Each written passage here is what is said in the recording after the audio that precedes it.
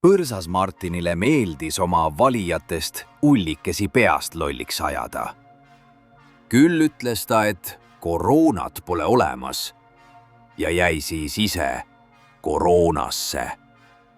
Küll ütles ta, et maa on lame ja kõik uskusid.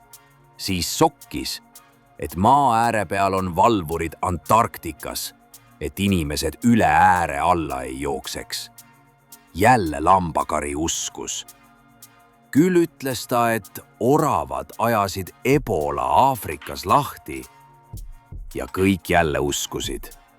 Siis jahus ta jälle, et kui 5G internet tuleb, siis inimkond kiiritatakse ära ja ainult liberastid jäävad maailma alles. Tuli 5G ja kõik olid ikka elus. Küll väitis ta, et kitsepoiss Rainile ei meeldi mehed, aga järgmine päev tabati Rain jälle festivalil mehi musitamas. Küll väitis ta, et tema isa Mart pole Vene agent, aga ise elas isa Vene rahadega ostetud mõisas. Siis jälle sokkis, et orava papa Siim on reptiil ja tema tütar on reptiili plika.